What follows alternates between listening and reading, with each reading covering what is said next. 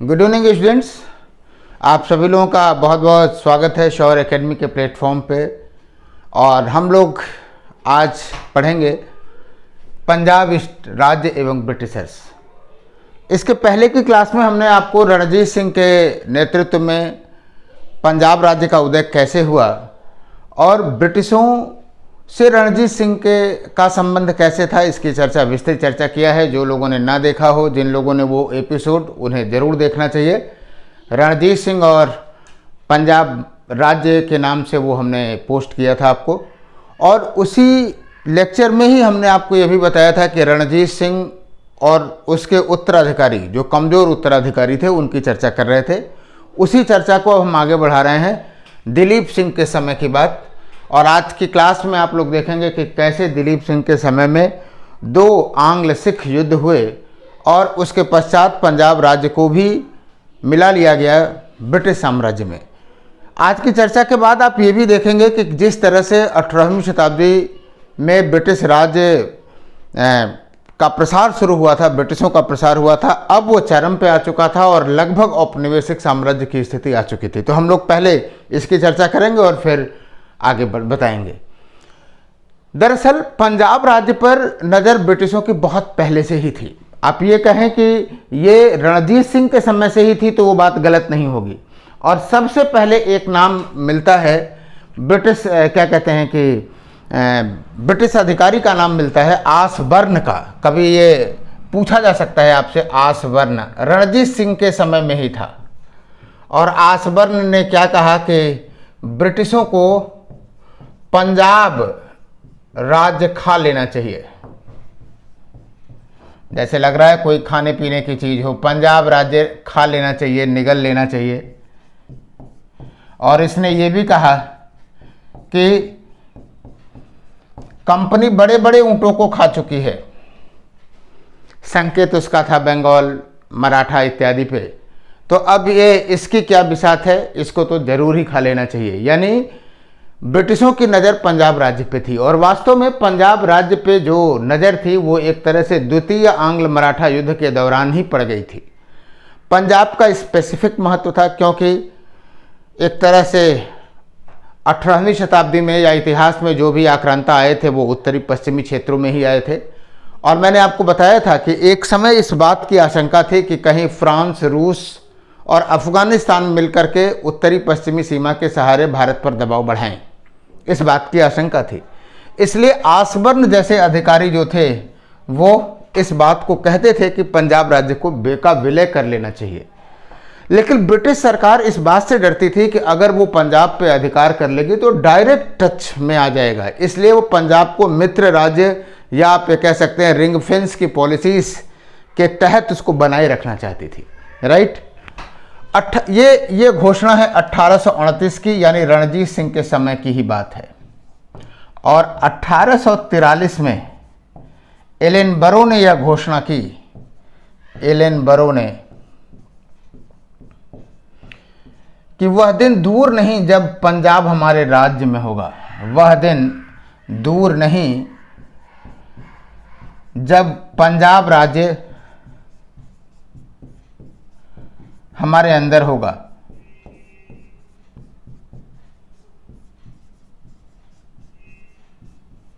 हमारे अधीन होगा। यानी कहने का मतलब यह है कि पंजाब राज्य के विलय की पॉलिसी तो बनाई ही जा रही थी। और ऐसी स्थिति में 1843-44 की अगर स्थिति समय की आप बात करें तो आप देखेंगे कि अब तक मराठे आ चुके थे, मैसूर आ चुका था, निजाम आ चुके थे, अवध अधीनस्थ था, उत्तर भारत के अधिकांश क्षेत्रों पर भारत ब्रिटिशों का राज्य था। तो अब राइट टाइम था ट्रिगर दबाने का। 1805 में पंजाब राज्य को टेकअप नहीं किया जा सकता था। क्यों? क्योंकि अभी अन्य शक्तियां चुनौती प्रदान कर सकती थीं। लेकिन 1843 तक आते आते आप देखेंगे कि ब्रिटिशों के पूर्णतया पक्ष में स्थिति बनने लगी। राइट। तो आइए, हमने पहले की क्लास में दिलीप सिंह तक की बात को देखा था और आइए देखते हैं कि दिलीप सिंह के समय में किस तरह से दरबारी षड्यंत्र होने शुरू हुए और उसका परिणाम आपको दो आंग्ल सिख युद्धों में दिखाई दिया।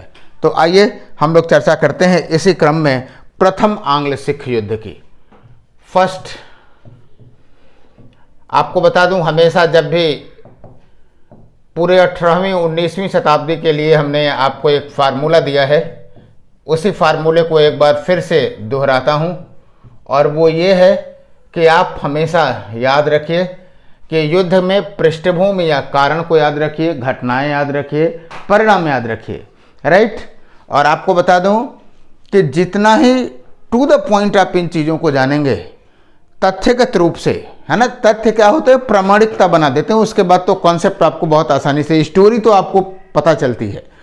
मेंस में स्टोरी लिखने से नंबर नहीं मिलता। और आपको बता दूं कि ये बात मैंने कई बार कही है, और वो 1 दिन 2 दिन 3 दिन करके टल रहा है। तो हम लोग अब मॉडर्न हिस्ट्री से नए ऑप्शनल बैच की शुरुआत कर रहे हैं, और उसके भी एक नोटिफिकेशन का भी एक वीडियो मैं अपलोड करूंगा। तो जो लोग इतिहास ऑप्शनल विषय से आना चाहते हैं उनका बहुत बहुत स्वागत है। एकदम निश्चिंत होकर के सारे विकल्पों को बंद होकर के आएँ। सेकंड पेपर से हम ये बैच शुरुआत कर रहे हैं, और स्कोरिंग होगा और समझने में बहुत ज़्यादा फ़ायदेमंद होगा।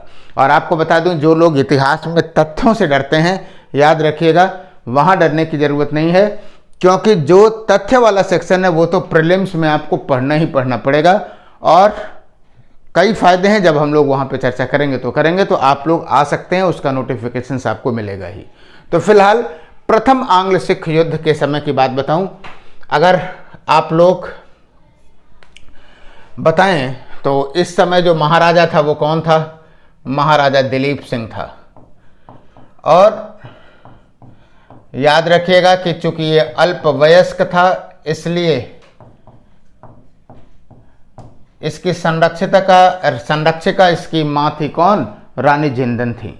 और अगर हम आपसे पूछें, जरा बताइए तो, 35 सेकंड बहुत फैक्चुअल पार्ट आपसे पूछ रहे हैं। 1844 से 48 ये हुआ। फैक्चुअल पार्ट ये पूछ रहे हैं कि इस समय गवर्नर जनरल कौन था? 35 सेकंड आपके सामने। 35 क्या है तो 20 सेकंड में अगर आप जानते हैं तो कर सकते हैं कि कौन था, फटाक से लिख के बताइए। 20 सेकंड हम वेट कर रहे हैं कि इस समय गवर्नर जनरल कौन था। तो देखते हैं कौन कौन सही बताता है। जो लोग जाने उसे वो लिखें, और इस पूरे कार्यक्रम को अधिक से अधिक लोगों तक पहुंचाएं, शेयर करें। तो 20 सेकंड हो गया, और आप लोगों ने, कुछ लोगों ने सही भी लिखा होगा। तो ये जो गवर्नर जनरल थे वो थे लॉर्ड हार्डिंग्स के समय का समय है, लॉर्ड हार्डिंग्स का, राइट। आइए हम देखते हैं कि क्या कारण था। तो ब्रिटिशों की मानसिकता तो आप जानते ही हो कि दरबार कमज़ोर हो जाए, दरबारी षड्यंत्र चल ही रहे थे, दरबार कमज़ोर हो जाए तो फिर कोई ना कोई एक तरीका, एक माध्यम हम लोग बना सकते हैं, बहाना बना सकते हैं युद्ध के लिए। तो सबसे पहला तो कारण हम यही कहेंगे कि दरबारी षड्यंत्र था। मूल कारण तो यही था कि दरबारी षड्यंत्र चल रहा था। और दरबारी षड्यंत्र में किसमें था? एक तो रानी जिंदन थी, कई रानी जिंदन, सनी लिख दिया, रानी जिंदन होना चाहिए।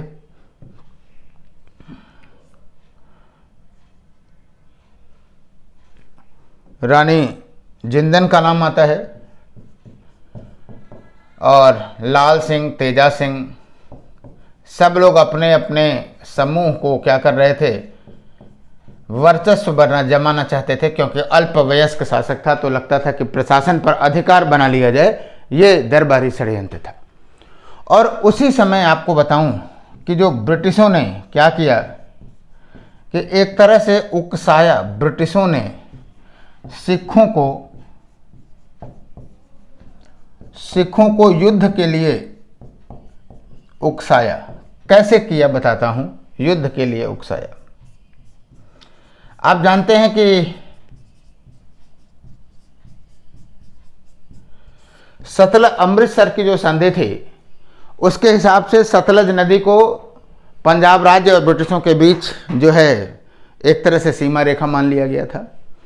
और उसमें यह भी कहा गया था कि सतलज के किनारे उतनी ही सेनाएं रखी जाएंगी बाएं पक्ष पे, जिससे कि दक्षिणी पक्ष के जो राज्य हैं, सतलज के दक्षिण के राज्य हैं, वो अपने आप को असुरक्षित महसूस न करें। और इसी समय आपने देखा 1843 में उसकी जो घोषणा कि हमें जो है पंजाब राज्य का विलय कर लेना चाहिए, है ना। और सतलज के दक्षिणी भाग पे ब्रिटिशों ने गतिविधियां शुरू कर दी, ब्रिटिशों ने सैन्य गतिविधियां शुरू कर दी, ब्रिटिशों ने सैन्य गतिविधियां शुरू कर दी। अब आप जरा हमको बताइए कि ये बात, एक तरफ आप ये कह रहे हैं कि पंजाब को मिला लेना चाहिए, दूसरी तरफ आप आक्रामक होने के साथ साथ सतलज के दक्षिणी सीमा पे अपनी गतिविधि बढ़ा दे रहे हैं, और उत्तरी सीमा पे आप ऑलरेडी कह चुके हैं कि नहीं, आपको ज़्यादा गतिविधि नहीं बनानी है। तो ये सारी चीज़ें कहीं ना कहीं संदेह पैदा कर रही थी। और इस स्थिति में जो खालसा सेना थी, अगर हम घटनाओं की बात करें, यानी तत्कालीन कारण तो यही होगा कि ब्रिटिशों की आक्रामक गतिविधियां, और इसके बाद अगर आप बात करें तो जो घटनाएं हुई, तो इस घटनाओं में सबसे पहले हुआ, सिखों को लगा कि वास्तव में जब आक्रामक गतिविधियां भी दिख रही हैं तो बेहतर ये होगा कि हम अपने राज्य में न लड़ें, सतलज पार करके लड़ें, क्योंकि आप अपने राज्य में करेंगे तो नुकसान आपका होगा। तो जो घटनाएं हुई वो ये हुई कि जो खालसा सेना थी, एकदम टू द पॉइंट याद रखे रहिए, जानते रहिए कैसे विकास हुआ। खालसा सेना ने सतलज पार कर दिया, और जाहिर सी बात है जैसे ही सतलज पार किया तो ये लोग तो तैयारी थे, अब इनको कहने का समय भी मिल गया कि वास्तव में ये अमृतसर की संधि का विरोध है और अब ब्रिटिशर्स इसका प्रतिरोध करेंगे ही। यानी यही से शुरुआत हो गई, क्या, प्रथम आंग्ल सिख युद्ध की शुरुआत हो गई। और ये जो आंग्ल सिख युद्ध है, फर्स्ट एंग्लो सिख वार, इसमें से 5 लड़ाइयाँ हैं। उन लड़ाइयों का क्रम आपको पता होना चाहिए। ना जाने कितनी बार आपसे ये पूछ चुका है कि पहली लड़ाई कहाँ हुई, तो पहली लड़ाई हुई मुदकी में। अभी हम डेट भी लिख दे रहे हैं, आपको पता रहे। पहली और लास्ट वाली ही पूछी जाती है। तो पहली लड़ाई आपको मिलेगी कहाँ पे, मुदकी में। दूसरी मिलेगी फिरोज शाह में, स्थान का नाम है ये फिरोज शाह। तीसरी है बद्दोवाल में, बद्दोवाल। चौथी है अल्लीवाल, अल्लीवाल।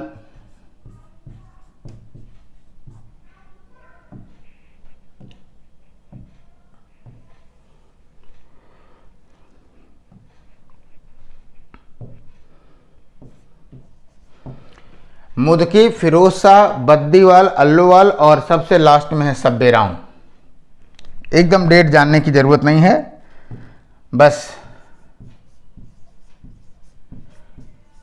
पहली लड़ाई जानते रहिए कब कहाँ हुई, मुदकी में हुई। और अंतिम जो थी वो क्या थी, निर्णायक लड़ाई थी। तोपों का युद्ध भी इसे कहा गया, निर्णायक युद्ध हुआ। और एक चीज़ आपको बता दूं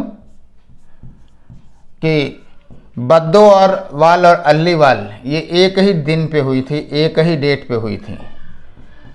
इससे ज़्यादा हमको नहीं लगता है कि फैक्चुअल जानने की ज़रूरत है। अदरवाइज यहाँ सामने भी लिखा हुआ है, आपको भी बता सकते हैं कि 18 सितंबर को हुआ मुदकी की लड़ाई, 21 दिसंबर को हुआ फिरोज शाह की, 25 जनवरी को हुआ आपको 1846 में बद्दोवाल और अलीवाल की संधि हुई। तो कहने का मतलब ये है कि ये सारी संधियों के वो जानने की ज़रूरत नहीं है, बस ये जानते रहिए कि निर्णायक जो हुई वो 10 फरवरी 1846 में हुई। तो कहने का मतलब ये है कि आप चाहें तो लिख दें, लेकिन इसका कोई मतलब नहीं है। क्रम जानते रहें और मुदकी पहली जानते रहें और निर्णायक जानते रहें, राइट। और वास्तव में जो सब्बेराव की जो लड़ाई हुई, आप देखेंगे कि लाल सिंह और तेजा सिंह के गद्दारी की वजह से, है ना, गद्दारी वर्ड का मतलब ये है कि मिसचीफ किया, विश्वासघात किया उन्होंने। और लाल सिंह और तेजा सिंह के विश्वासघात के कारण, 2 नाम आता है, ये सेनापति थे खालसा सेना के, लाल सिंह, तेजा सिंह, और गुलाब सिंह का भी नाम आएगा, अभी हम चर्चा करेंगे। फिलहाल यहाँ जानते रहिए कि लाल सिंह और तेजा सिंह के विश्वासघात के कारण सिख पराजित हुए, के विश्वासघात के कारण मिसचीफ के कारण, और आप जानते हैं कि इस तरह के कई घटनाएं उस समय में रही हैं, कारण सिख जो है वो क्या हो गए, पराजित हुए। और इसके पश्चात जो संधि हुई, इस एक एक बिंदु को क्लियर कट जानते रहने की जरूरत है। वो संधि रही आपकी लाहौर की संधि। लाहौर की संधि 9 मार्च 1846। दिलीप सिंह और ब्रिटिशर्स, एक एक धाराओं को ठीक से समझने की जरूरत है। दिलीप सिंह और ब्रिटिशर्स, क्योंकि इसी में आपको पंजाब राज्य का भविष्य भी दिख जाएगा, द्वितीय आंग्ल मराठा युद्ध के कारण भी दिख जाएंगे। तो जो लाहौर हुई 8 मार्च 1846 को संधि, तो सबसे पहली बात तो यह कह दिया गया कि दिलीप सिंह को राजा मान लिया गया। दिलीप सिंह को राजा मान लिया गया और रानी जिंदन को संरक्षिका मान लिया गया और लाल सिंह को वजीर बना दिया गया। भाई विश्वासघात का कुछ तो मिलना चाहिए, लाल सिंह को वजीर बना दिया गया। और आपको बताऊं, एक प्रश्न याद रखिएगा दिमाग में कि जो लाहौर की संधि हुई थी, या कभी आपसे ये पूछ ले कि प्रथम आंग्ल सिख युद्ध के पश्चात जो राजनीतिक संधि हुई या राजनीतिक जो वार्ता हुई, उसमें प्रमुख योगदान किसका था, तो गुलाब सिंह का था। अभी हम आपको चर्चा करते हैं, लेकिन फिलहाल ये जानते रहिए। राइट, सतलज एवं ब्यास के, अब आप समझिए, जो लोग जानते हैं कोई जरा बताए तो। यहाँ हम फिगर शार्ट में बनाएंगे तो भी आपके समझ में आए ना आए, लेकिन ज़रूर मैप बना के देखिएगा। जो सप्त सैंधव नदी है, तो इनका क्रम क्या है ये लगाइएगा। जानते हैं, बताइए तो ज़रा। 35 सेकंड का समय है कि पश्चिम से पूरब या उत्तर से दक्षिण नदियों का क्या क्रम है सप्त सैंधव चीज का। 35 सेकंड आपके पास है। उस 35 सेकंड में आप लिखें कि सप्त सैंधव नदियों का क्रम क्या है। तो कॉन्सेप्चुअली एक चीज़ों को समझते आप चले गए। और इस बीच अधिक से अधिक आप लोग शौर्य एकेडमी परिवार से जोड़ने का प्रयास करिए, और हम लोग पूरी गुणवत्ता के साथ सारे पक्षों को कवर अप करेंगे, तो और सिस्टमेटिक ढंग से करेंगे। बस आप लोग विश्वास बनाए रहिए। राइट, तो 35 सेकंड हो गया। तो क्या क्रम है? सिंधु, झेलम, चिनाब, रावी, ब्यास, सतलज, यही तो क्रम है। और वैसे भी सतलज के दक्षिण नहीं आना था उनको। सतलज नदी के ऊपर रणजीत सिंह का था और इसके नीचे ब्रिटिशर्स के संरक्षण में था। अब क्या कह दिया गया कि सतलज एवं ब्यास नदी के बीच, भौगोलिक रूप से उस चीज को देखिएगा कि सतलज और ब्यास नदी के बीच का क्षेत्र पर, ब्यास के बीच के क्षेत्र पर, यानी अब थोड़ा सा और मिल गया किसको? ब्रिटिशों को क्षेत्र पर। महाराजा ने अधिकार छोड़ दिए, छुड़वाया गया उससे, महाराजा ने अपने अधिकार छोड़ दिए। राइट, और चूंकि ब्रिटिशों ने क्या कहते हैं कि सिखों ने, खालसा सेना ने, अगर आपने देखा कि खालसा सेना ने पार किया था सतलज नदी, इसलिए उस पर 1.5 करोड़ रुपए का जुर्माना लगाया गया। और इस 1.5 करोड़ जुर्माने में क्या हुआ कि 50 लाख रुपए नगद दिया गया और 1 करोड़ रुपए के बदले 1 करोड़ रुपए के बदले आप देखेंगे सिंधु और सतलज के बीच का क्षेत्र बचा के, आप सोच लीजिए, सिंधु और सतलज के बीच का क्षेत्र ब्रिटिशों को मिला। यानी आप कह सकते हैं कि सर ब्रिटिशर सेना, ब्रिटिशर सब एकदम से अपना जो है प्रभाव जमा लिया था पंजाब राज्य पे, राइट। और हेनरी लॉरेंस को रेजिडेंट बनाया गया, हेनरी लॉरेंस को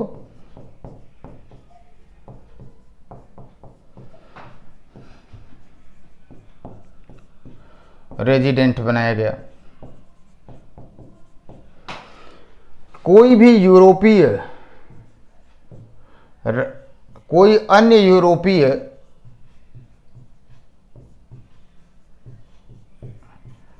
पंजाब राज्य नहीं रह सकेगा, इसका विशेष महत्व था।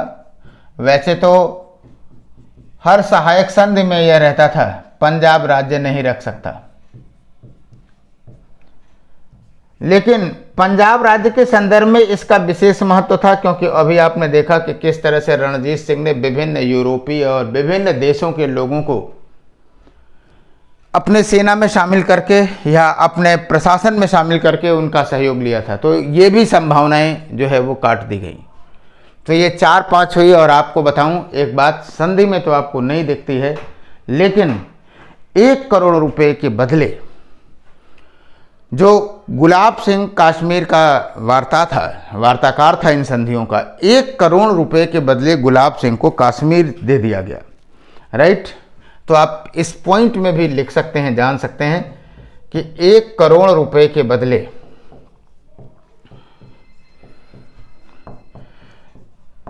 यानी इतिहास का यह उद्देश्य कतई नहीं है कि आप वर्तमान उससे जुड़े वर्तमान वर्तित्व पे प्रश्न चिन्ह उठाएं, लेकिन आजकल भारतीय राजनीति की एक खासियत हो गई है कि पुरानी बातें लोग उंगली कर करके बाहर निकालते हैं।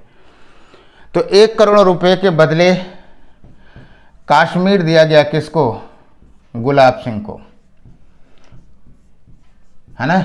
और बताएं कि पूरा गुलाब सिंह से लेकर के हरि सिंह और हरि सिंह से लेकर के स्वर्ण सिंह, और उसके बाद आप जानते हैं कि यह परिवार दावा करता रहा है कि कश्मीर हमारा है, हमने भारतीय क्षेत्र में रखा, तो ये हमको विशेष श्रेय मिलना चाहिए। लेकिन जब आप इतने इतिहास की बात करेंगे तो हम इसकी भी तो बात कर सकते हैं कि ये कश्मीर आपको कैसे मिला। जाहिर सी बात है कि गद्दारी की वजह से ही मिला, ब्रिटिशों के साथ होने की वजह से मिला, है ना। तो कुल मिलाकर के कोई व्यक्ति ये नहीं कह सकता कि साहब मैंने राष्ट्र के विकास के लिए बड़ा योगदान किया है, तो हमारे उस योगदान को राष्ट्र के ऊपर वो एहसान नहीं है, बल्कि वो आपका कर्तव्य है कि आपने ऐसा किया। खैर, हमारा उद्देश्य ये कतई नहीं है और ना हमारा पढ़ाने के व्यक्तित्व है, ना हम ये चाहते हैं कि इतिहास की गलतियों या इतिहास के मुद्दों को वर्तमान संदर्भ में राजनीति में लाभ लेने के लिए विरूपित किया जाए। ये बात गलत है। अब आप इतिहास के विद्यार्थी हैं, इसलिए आपको ये बात जरूर पता होना चाहिए कि कैसे कश्मीर गुलाब सिंह के परिवार में आया या इसके परिवार में आया, राइट। और आपको बताऊं कि इस पूरी संधि में सबसे ज़्यादा विवाद इसी बिंदु को लेकर के था, गुलाब सिंह के लेकर के, कि क्यों कश्मीर उनको दिया जा रहा है 1 करोड़ रुपए में, राइट। आगे चलते हैं। आपको बताऊं कि एक पूरक संधि की गई 11 मार्च को, तो ये भी लाहौर संधि का ही भाग माना जाएगा, पूरक कॉम्प्लीमेंट्री संधि है, लेकिन जानने की जरूरत है। ये कहा गया कि वर्ष के अंत तक ब्रिटिश सेना लाहौर में बनी रहेगी। ब्रिटिश सेना लाहौर में बनी रहेगी, क्योंकि ब्रिटिशों को लगता था कि इसका नुकसान, इसका लोग विरोध जरूर करेंगे। और अब तो दाल गलने वाली नहीं थी, क्योंकि रेजिडेंट उनका सेना ऑलरेडी पंजाब में है, तो अगर कोई कट्टस से मस किया तो जरूर उसकी गर्दन मरोड़ दी जाएगी। और वास्तव में इस पूरक संधि का विरोध किया, जिंदन ने किया, लाल सिंह तेजा सिंह ने किया, सब ने किया, राइट। और फिलहाल उस विरोध को दबा करके एक नई संधि की गई, और वो संधि थी भैरोवाल की संधि। भैरोवाल की संधि, एक एक बिंदु को, एक एक विकास को समझने की जरूरत है।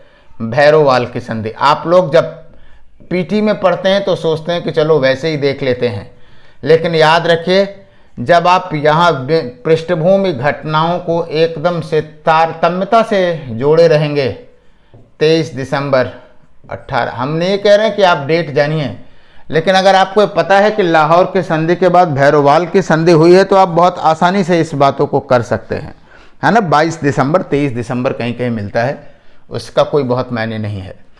और भैरोवाल की संधि में क्या किया गया आपको बताऊं, जिन जिन लोगों ने विरोध किया था उन लोगों के पैर काट दिए गए। जैसे आपको बताऊं कि जो रानी जिंदन थी, ये बहुत एक्टिव हो रही थी, इनको कह दिया गया 1.5 करोड़ रुपए का 1.5 करोड़ वार्षिक पेंशन दे दी गई। और इनसे कह दिया कि आप राजा से दूर रहिए, क्योंकि दिलीप सिंह के लिए ज़रूरी है कि आप बाहर रहें। तो इन्होंने जो है क्या कहते हैं 1.5 करोड़ के 1.5 करोड़ नहीं, ये 1.5 लाख होनी चाहिए, है ना।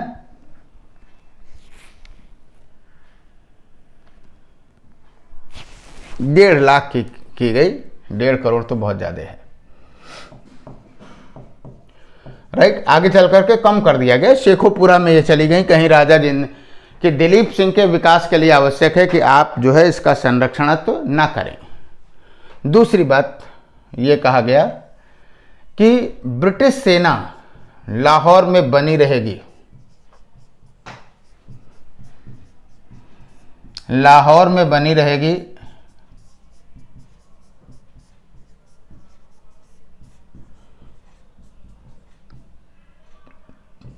लाहौर में तब तक बनी रहेगी जब तक कि दिलीप सिंह वयस्क न हो जाए। अब लीजिए, पता नहीं वयस्क होने भी देगी कि नहीं देगी, और आप जानते हैं कि एकदम नहीं देने देगी दिलीप सिंह जब तक कि दिलीप सिंह वयस्क न हो जाए। आपको बताऊं कि इस सिस्टम से 1854 तक ये व्यवस्था चलनी चाहिए थी, राइट। उसके बाद एक बात और पॉइंट याद रखिएगा, चाहे वो यहाँ हो चाहे यहाँ हो, अगर किसी की सुरक्षा के लिए ब्रिटिश सेना है वहाँ पे तो उसको उसका पैसा अदा अलग से करना है ना। तो एक तरह से सुरक्षा का जो बिंदु है वो एक तरह से थोप दिया गया। आगे चल करके 8 सरदारों की एक समिति बनी, ये तो केवल दिखाने के लिए थी 8, क्योंकि रानी जिंदन को हटा दिया गया। और इस समिति की जो अध्यक्षता करता था वो था रेजिडेंट, और रेजिडेंट कौन था, हेनरी लॉरेंस था। हेनरी लॉरेंस नाम पूछा जा सकता है, बड़ा फेमस रहा है, हेनरी लॉरेंस था। 8 सरदारों की समिति रेजिडेंट की अध्यक्षता में बनी और उसे कहा गया कि वो सारे निर्णय लेगी, राइट। यानी आप कह सकते हैं कि सर प्रथम आंग्ल सिख युद्ध के दौरान या प्रथम आंग्ल सिख युद्ध जिन शर्तों पे समाप्त हुआ उससे तो स्पष्ट लग रहा था कि पंजाब राज्य अब ब्रिटिशों के चंगुल में आ चुका है। बस उस समय की बात है कि कब उसको जो है क्या कर लिया जाए, ब्रिटिश राज्य में या ब्रिटिश साम्राज्य में मिला लिया जाए। आइए बताता हूँ, ऐसा ही एक अवसर आया और उसी अवसर के परिणाम स्वरूप हुआ द्वितीय आंग्ल सिख युद्ध, सेकेंड एंग्लो सिख वार। और इस समय कोई बता सकता है कि कौन था गवर्नर जनरल? जल्दी बताइए, बहुत ही फेमस है, वेट कर रहे हैं आपका। 15 सेकंड आपके पास टाइम है, बताएं कि द्वितीय आंग्ल सिख के युद्ध के समय भारत का गवर्नर जनरल कौन था? हमारे ख्याल से ये सबसे आसान प्रश्न होगा, और ये प्रश्न गलत हो जाए तो इसका मतलब है कि एकदम आप लोग पीछे जाएंगे। और अधिकांश लोगों ने सही किया होगा, डलहौजी उस समय था। इसका कारण क्या हुआ? मुल्तान के गवर्नर का विरोध, मुल्तान के गवर्नर का विद्रोह। जो लोग आपको बताऊं कि डीप में नहीं जानते हैं, हल्का फुल्का कोई किताब पढ़ लिए और उनको लगता है कि हाँ साहब मुल्तान के गवर्नर ने विद्रोह किया और यही विद्रोह जो है बदल गया द्वितीय आंग्ल सिख युद्ध में, उन्हें ठीक से समझने की ज़रूरत है। और मैं आपको बताऊं, अपनी फेवरेट किताब, लड़कों को तो नहीं कहता पढ़ने के लिए, लेकिन जो लोग डिटेल्ड अध्ययन पढ़ना चाहते हों तो ऐसी किताब तो भाई मेरे नज़र में बहुत यूनिक किताबों में से है ये। Modern India GS Chhabra. Modern India, आप लोग कहे होंगे सर मैं तो नाम भी नहीं सुना हूँ, बता रहा हूँ, जीएस छाबड़ा और एंड एसडी द्विवेदी। आपको बता दूं कि ये स्पेशली ये किताब जो है इंग्लिश मीडियम की है, जीएस छाबड़ा ने लिखी है, उसको हिंदी ट्रांसलेट किया है एसडी द्विवेदी ने। और मॉडर्न इंडिया ये 3 वॉल्यूम में है, वॉल्यूम 1, वॉल्यूम 2, वॉल्यूम 3, 3 वॉल्यूम में है और बहुत बेहतरीन किताब है। कोई भी वॉल्यूम अगर आप पढ़ेंगे तो काफ़ी एक्सटेंडेड वे में है और 1 और 2 का तो कोई जवाब ही नहीं है, राइट। 3 में आपका नेशनल मूवमेंट वाला सेक्शन है तो थोड़ा कमज़ोर है, बहुत ज़्यादा नहीं, लेकिन 1 और 2 तो अल्टीमेट बुक है। तो जो लोग 18th सेंचुरी की पॉलिटिक्स पे पढ़ना चाहते हों, जानना चाहते हों, देखो आप यूपीएससी की परीक्षा में हो और जानते हो कि इससे बड़ी कोई परीक्षा नहीं है, तो अगर आपका कुछ सेक्शन में इंटरेस्ट बढ़ जाए और वो भी उस सेक्शन में जहाँ परिवर्तन की गुंजाइश कम हो, जैसे हिस्ट्री है, ज्योग्राफी है, कॉन्स्टिट्यूशन है, उसमें आप अपनी रुचि बढ़ाइए, बढ़ाना ही पड़ेगा, है ना। और बाकी सबको मैनेज कर लीजिए तो निश्चित रूप से आप सफल होंगे। और ऐसी रुचि कब बढ़ती है, जब आप एक्सटेंडेड वे में पढ़ते हैं। किसी किताब में सिर्फ एक लाइन लिखा हुआ है मुल्तान के गवर्नर का विद्रोह, और किसी किताब में मुल्तान के गवर्नर के विद्रोह पे ही 2 पेज लिखा हुआ है, कंडीशन लिखा हुआ है, तो आप एक बार पढ़ लोगे तो भूलोगे नहीं। तो आप यहाँ से पढ़ सकते हैं। फिलहाल हमने आपको रिकमेंड नहीं किया, ये आपके ऑप्शंस पे है, विशेष रुचि है तब पढ़ें, अदरवाइज MS जैन की किताब है उसे पढ़ सकते हैं, नहीं तो बिपिन चंद्रा NCERT तो पढ़ना ही है। मेरे क्लास के बाद कुछ भी ना पढ़ें, काम चलेगा। तो मुल्तान का जो गवर्नर था, क्या कारण था, आइए आपको देखता हूं, विद्रोह की परिस्थितियों को बताना चाहता हूं। मूल राज था, राइट। मूल राज से जब ये लोग 8 सदस्यीय हेनरी लॉरेंस था, मूल राज से उसने कहा कि हमें 20 लाख रुपए का नजराना दीजिए। आपको बताऊं कि आदमी अपने पद पे बने रहने के लिए नजराना यानी भेंट दिया करता था, घूस हो गया एक तरह से। अच्छा, कहा यह जाता है कि मूलराज जो है एक तरह से मोटे तौर पे तैयार भी था कि चलो ठीक है 20 लाख दे देंगे, कोई बहुत बड़ी बात नहीं, मैनेज हो जाएगा। आगे चल करके ये कहा गया कि जो मुल्तान का राजस्व है उसमें 30% में वृद्धि कर दीजिए, इसकी 30% वृद्धि कर दीजिए। इसका जो विद्रोह है, जो लैंड रेवेन्यू है मुल्तान का, उसमें आप क्या करिए 30% की वृद्धि कर दीजिए, राइट। 30% की वृद्धि हो गई और इसने अब इस पे असहमति किया और मूलराज ने सीधे कहा कि अब हमको क्या कर देना है, इस्तीफा, हमारा रेजिग्नेशन ले लीजिए। अब आप बताइए कि अगर गवर्नर ये मना कर रहा है कि हम जो है इस्तीफा नहीं लेंगे या इस्तीफा जो है देने के लिए तैयार हैं, तो आखिर में इसमें प्रॉब्लम क्या है, राइट। श्योर, मूलराज ने इस्तीफा दे दिया और ये ब्रिटिशों के लिए तो एक और अच्छी बात हो गई, है ना। ब्रिटिशों के लिए तो एक बहुत और अच्छी बात हो गई कि भाई चलिए ठीक है। अब हुआ क्या कि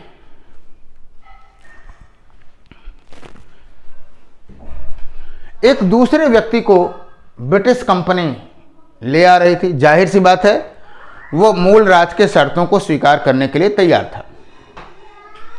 अब आप बताइए कि जो व्यक्ति 30% वृद्धि के साथ देता, नजराना देता, वो अपने यहां से थोड़ी वसूलता, जाहिर सी बात है वो किसानों पर शोषण ही करता। तो उसी सत्ता परिवर्तन के दौरान ब्रिटिशों ने मूलराज के अधिकारियों से बदतमीजी की, मूलराज से बदतमीजी की, मिसबिहेव किया। और जो मूलराज के अधीनस्थ अधिकारी थे वो इस बात को सह नहीं सके, क्यों? क्योंकि वो जानते थे कि नियर फ्यूचर में पंजाब पे या मुल्तान के लोगों के साथ अच्छा नहीं होगा। फिर उन्होंने विद्रोह कर दिया था। तो विद्रोह तो हुआ था, कहने का मतलब यह है कि जब हम इस बात को कहते हैं कि मुल्तान के गवर्नर का विद्रोह हुआ, तो ये अर्ध सत्य ही है, क्योंकि इस विद्रोह को उकसाने या इस विद्रोह की परिस्थितियां पैदा करने का जो श्रेय था वो किसका था? ब्रिटिशों का था। ये किताबें नहीं लिखती हैं, राइट। तो फिलहाल मुल्तान के गवर्नर का विद्रोह था और उस समय डलहौजी जैसा आदमी था, उसने कहा कि अगर कोई जो है ब्रिटिश झंडे का अपमान टेम्स नदी पर करता है तो हम उसका गंगा नदी के किनारे मुहाने पर उसका वो करेंगे, क्या कहते हैं, उस अपमान का बदला लेंगे। राइट। कहने का मतलब ये है कि ब्रिटिश साम्राज्य में कहीं कोई भी किसी भी रूप में अगर ब्रिटिश साम्राज्य के हितों के विरुद्ध प्रश्न उठाएगा तो हम जरूर उसका बदला लेंगे। ये डलहौजी का अहंकार बोल रहा था। और आप जानते हो, जब आप पढ़ोगे गवर्नर जनरल और वायसराय के संदर्भ में हम क्लासेस लेंगे, वो तो पीडीएफ में फैक्चुअल है तो पीडीएफ वाली बातें कर लेंगे, तो आपको बताऊं कि उस समय जो बात होगी वो यही है कि डलहौजी के समय में बहुत तेजी से नक्शे बदले। राइट। और उसने फिर वहीं से युद्ध की घोषणा कर दी। राइट। और द्वितीय आंग्ल सिख युद्ध में, यानी आप ये कह सकते हैं कि यहीं से डलहौजी द्वारा युद्ध की घोषणा की गई। आइए देखते हैं आगे क्या हुआ। डलहौजी द्वारा युद्ध की घोषणा हो गई। घटनाओं पर चर्चा करते हैं जो इस समय के जो प्रमुख जो युद्ध हुए। पहला जो युद्ध हुआ वो था रामनगर का युद्ध। आपको बता दूं, इन युद्धों से आपसे कालानुक्रम लगवाया जा सकता है। और अब ये पूरा सेक्शन खत्म हो गया तो आप लोग तैयार रहिएगा। मैंने पहले भी बोला है कि आप एकदम तैयार रहें। अतिरिक्त आप टेलीग्राम चैनल से अवश्य जुड़ें और वहाँ पे अगर कहीं कोई भी लेख मिलता है या कोई परीक्षा उपयोगी बातें होती हैं तो हम लोग वहाँ करते हैं। तो जो लोग अब तक ना जुड़े हों, कम ही लोग जुड़े हुए हैं, तो आप टेलीग्राम लिंक से उसे करिए। वहाँ पे अगर हमको मटेरियल प्रदान करना है तो हम उसे ज़रूर उसे भी प्रदान करेंगे, है ना। तो कहने का मतलब ये है कि टेलीग्राम लिंक को भी आप ज्वाइन करें। राइट।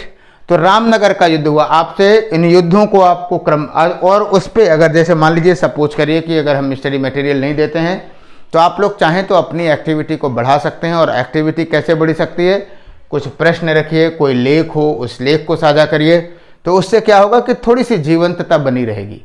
राइट। तो आप सभी लोग उस टेलीग्राम चैनल को जरूर ज्वाइन करें। तो जो रामनगर का युद्ध हुआ, आपको बताएं, एकदम क्या कहते हैं कि डेट जानने की ज़रूरत नहीं है, लेकिन लिख जरूर दे रहा हूँ 1848 में। और इसमें जो जनरल गॉफ था, रावी नदी के किनारे ये युद्ध हुआ। जनरल गॉफ के नेतृत्व में युद्ध हुआ और ये निर्णायक रहा। तो पहला युद्ध तो रामनगर का युद्ध रहा। दूसरा युद्ध रहा चिलियावाला का था। चिलियावाला। और जो चिलियावाला का युद्ध था वो ये युद्ध था आपका 13 जनवरी 1849 को। डेट एकदम याद करने की ज़रूरत नहीं है, ज़रूर लिख दे रहा हूं मैं। और इसमें भी ये जनरल गॉफ के नेतृत्व में ही लड़ा गया। और चिलियावाला के युद्ध में यह कहा जाता है कि ब्रिटिशों की ज़बरदस्त हार हुई, ब्रिटिशों की ज़बरदस्त हानि पहुंची, बैकफुट पे पहुंचे। और फिर तीसरा जो युद्ध हुआ वो हुआ गुजरात का युद्ध। आप ये ना सोचिएगा कि सर कहाँ पंजाब कहाँ गुजरात, ये गुजरात जो है पंजाब का एक स्थान है, खोजिएगा, हो सकता है मैप में आपको मिल भी जाए। गुजरात का युद्ध हुआ 21 फरवरी 1849 को। 21 फरवरी 1849 को। और इस युद्ध में सिखों को पराजित किया गया। और फिर आगे चल करके और इसमें जो नेतृत्व किया था वो किया था किसने? चार्ल्स नेपियर ने किया था। तो निर्णायक युद्ध का जो नेतृत्व किया वो किसने किया? चार्ल्स नेपियर ने। और फिर 29 मार्च को, ये डेट याद रखने की जरूरत है, 29 मार्च 1849 को डलहौजी ने, ब्लैक डे आप कह सकते हैं, 1849 को पंजाब का विलय कर दिया। आपको बताऊं कि बहुत सारे मेंस में हम लोग अप्रोच निकालते हैं और विश्लेषण करते हैं। इसके बाद एक एक, दो दो, तीन तीन, चार चार सवाल होते हैं एक एक घटनाक्रम पे, और हम लोग बहुत जल्दी ही मेंस में मॉड्यूल वाइज और कॉम्पैक्ट रूप में सारी चीज़ें ले आएंगे। वो मैं आपको अब विस्तृत योजना प्रस्तुत करूंगा कि कौन कौन सा सेक्शन रहेगा और किसके किसके मध्यम में रहेगा। प्रीलिम्स एग्जामिनेशन में तो हमने पहले भी कहा था कि इस मिशन में मुख्यतः हम और विपेश ही रहेंगे और दोनों लोग मिल करके चीज़ों को कवर अप करेंगे। तो हमारी तरफ से विपेश को भी बहुत बहुत थैंक्स, साधुवाद कि उन्होंने इतना समय निकाला, है ना। और जो वास्तव में जो थोड़ी बहुत अनियमितताएं हैं, वो अनियमितताएं सिर्फ इसलिए हैं कि थोड़ा समय मिल गया है। अदरवाइज एक महीने के अंदर इन सारी चीज़ों को कवर अप करना पड़ता तो रोज़ 2-2.5 घंटे की क्लास जाती। तो आप लोग भी इसे इसी रूप में लीजिएगा और मेंस के लिए अलग से हम लोग चर्चा करेंगे। और वहाँ पे इन घटनाओं को कॉम्पैक्ट रूप में जानने के बाद आपको मुख्यतः जानना होता है क्या कि कैसे सवाल पूछे जाएंगे और उन पर कैसे विश्लेषण किया जाएगा। तो वास्तव में फर्स्ट एंग्लो सिख वार के बाद आप देखो तो सारी जिम्मेदारी तो रेजिडेंट की थी, लेकिन फिर भी साम्राज्यवादी नीति के तहत 29 मार्च 1849 को पंजाब का विलय कर लिया गया। दिलीप सिंह को दे दी गई, क्या कहते हैं, पेंशन दे दी गई, राइट। और उसे भेज दिया गया कहाँ, दिलीप सिंह को भेजा गया कि वो इंग्लैंड चला जाए, और इसके बाद 5 लाख रुपए का उसको पेंशन दिया गया। दिलीप सिंह ने ईसाई धर्म अपना लिया और पंजाब का जो प्रशासन है वो एक समिति को दे दिया गया। यहाँ ये याद रखने लायक है कि जैसे हेनरी लॉरेंस था, वो बड़ा नाराज़ था, उसने तो एक बार इस्तीफा भी दिया था, लेकिन फिलहाल हेनरी लॉरेंस को मनाया गया और उसको सामान्य प्रशासन, लॉ एंड ऑर्डर मेंटेन करने की बात दिया गया। जॉन लॉरेंस को राजस्व का मामला दिया गया और चार्ल्स मर्सन का नाम आता है और उसने न्यायिक सुधारों के लिए चार्ल्स मर्सन दिया गया, और इस प्रकार पंजाब राज्य का विलय भी हो गया। अब इस जंक्शन पे जरा एक बार ब्रिटिशों की स्थिति को देखिए। हमने कुछ चर्चा पहले से भी किया हुआ, जरा देख लीजिए कि ब्रिटिश एम्पायर हुआ। आप जानते हैं कि 1854 में हमने अवध की बात किया था कि किस तरह से अवध का विलय भी कुशासन के आधार पर डलहौजी ने किया था, right.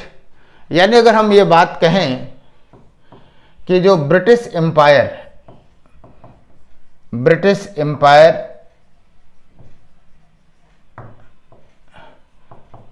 Eight the time of Dalhousie, तो आप देखें ये पूरा का पूरा जो सेक्शन है ये सब ब्रिटिश एम्पायर के अधीन था। बीच बीच में कुछ रियासतें थी, वो बात अलग है, लेकिन आप ये कह सकते हैं कि 1854 में, याद रखिएगा, पंजाब विलय के बाद अंतिम रूप में 1856 में 1856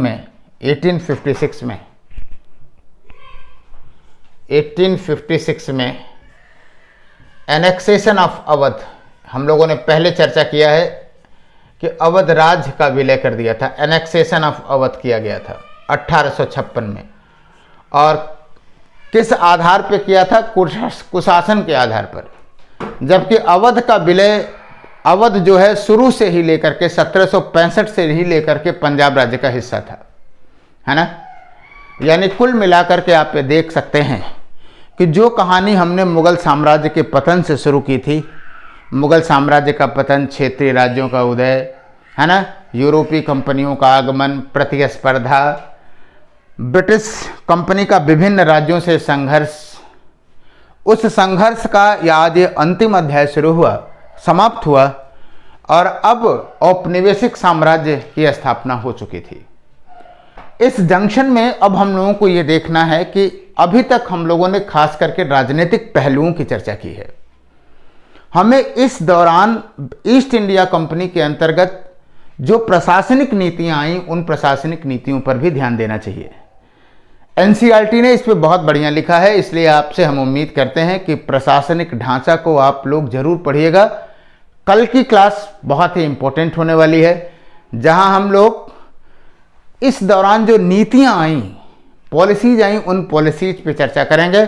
नज़रिया मेरा एकदम फोकस जो रहेगा वो क्या रहेगा, प्रीलिम्स पे ही रहेगा। प्रीलिम्स ओरिएंटेड, प्रीलिम्स का ये मिशन ही है, प्रीलिम्स का ये कार्यक्रम ही है। तो उस पॉलिसीज़ को रखेंगे और आप लोग फिर नेक्स्ट यानी जो कमिंग संडे है, मंडे आप हो ही गया, संडे तक एक अच्छे टेस्ट के लिए तैयार रहिएगा। एक बड़ा सेक्शन आप लोगों का कंप्लीट हुआ। तो बहुत बहुत धन्यवाद, बने रहिए, जुड़े रहिए और इस परिवार में अधिक से अधिक छात्रों को जोड़ने का प्रयास करिए। हम अपनी तरफ से पूरी तरह से कमिटेड हैं कि सिविल सेवा में उत्कृष्टता के साथ हम लोग एक कीर्तिमान या एक प्रतिमान स्थापित कर सकें। आज की क्लास कैसे लगी आप लोग इसको भी कमेंट के द्वारा सूचित करिएगा। बहुत बहुत धन्यवाद, थैंक यू।